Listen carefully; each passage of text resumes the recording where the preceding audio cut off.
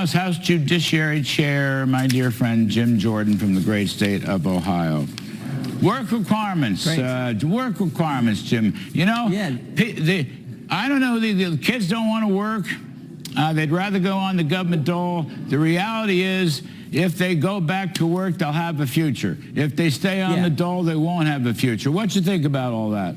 No, I thought your riff or your monologue was tremendous. Thank you. Work requirements for able-bodied adults are good for 3 reasons. First, they treat taxpayers with respect, the people who are paying for these public benefits. Second, it's good for our economy. We need workers. We need people to, we need our economy to grow. You want people in the workforce. Third, to your point, it's most important for the individual who goes to work.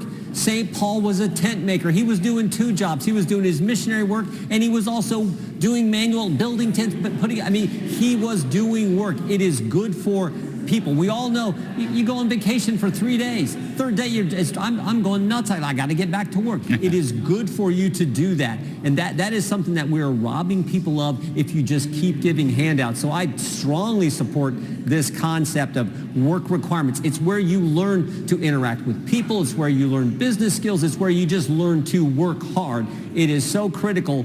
We got to get it back in our culture in the right way, and this is the right way.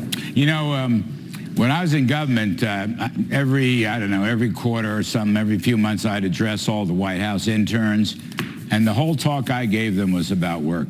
And I would say to them, you know, you got to work hard, but when you think you're working harder, you have to work harder still. And then when you think you've reached your limit, that's when you have to push it even more in order to succeed. But this kind of work, this is good for families, it's good for marriages, it's good for communities, and of course it's good for our futures. I mean, you got to learn good habits. Work is all about learning good habits, Jim Jordan. Yeah, it sure is. I spoke to a group of young people yesterday, and I said the same kind of message. I said, hard work doesn't guarantee success, but it sure improves your chances. Right. It is the key. Working hard. If you want to accomplish a worthy goal, a worthy dream, some objective, you got to work hard. And that's, I think, and as you point out, in some ways we're robbing people when we don't. And the skill set you get, my brother and I, we mowed country lawns. I remember, and you'd mow and you would learn to work hard, and you kind of keep a little book, who paid, what day you wanted to do it. But mostly you learn to interact with people. And I can still remember these two ladies who never married, these 2 sisters who mowed their lawn. And you would get there and you go up and talk to them first before you started mowing. And when you visited with them, about the time you're finishing up, you could smell the chocolate chip cookies they were baking for you. I mean, you learn those personal skills that are so important in life, but you get robbed of that if you don't work. You know, dare I say it, but hard work on the job will teach you more about jobs than going to at least some colleges for 4 years. All right, I don't know whether I want to generalize too much. I know you're a college wrestling champ, and God bless you for that. But some of these Eastern schools, Jim Jordan, I'd rather those kids are out in the real world working hard, learning some skills. You know, I don't want to take it too far, but I've always believed that. Anyway, please, you're right. You go ahead. Instead of spending, $150,000 to get a philosophy degree, a lot of people I think are figuring out, I'll go learn to weld, I'll go learn to be a plumber, I'll go learn a skill set, and then go work hard and make a lot more money as a result. Yeah, even the philosophy of work, they don't even teach that. Anyway, Jim Jordan, how about the philosophy of reconciliation?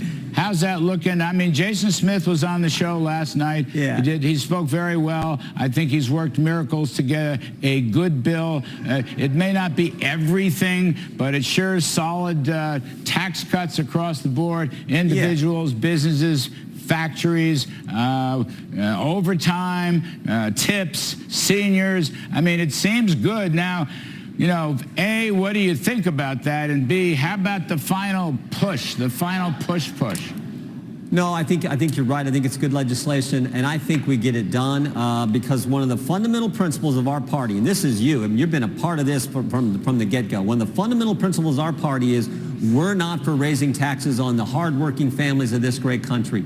If we don't get this bill done, taxes go up on the hardworking families of this country. So we believe in a simple concept as Republicans. Let moms and dads keep more of their money to spend on their goals and their dreams and their kids. That's what we believe in. And let the businesses that employ those moms and dads, let them have the kind of tax system that allows them to flourish and grow and compete and win. That's what this bill's going to do. That's why I think in the end, Republicans support this. We get this over to the Senate. Then we get it finally to the president's desk. You know, it's funny.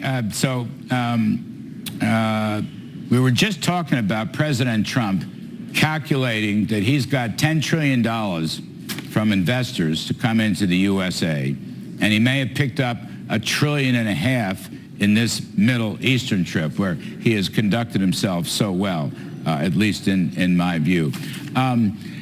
This bill has powerful incentives for business.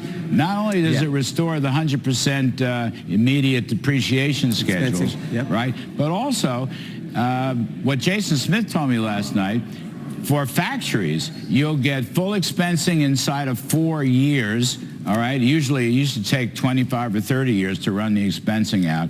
And after all the deductions and so forth, the effective tax rate, corporate tax rate, will drop to 15% for Made in America. Now, I would have preferred a clean 15% tax rate, but the way he worked it, he's got a deduction. And he's also got the small business deduction, Jim, if I'm not mistaken, goes from 20% to 23%. Now, my point is, those are powerful incentives to put all this new investment to work. I mean, that's got a home run over it.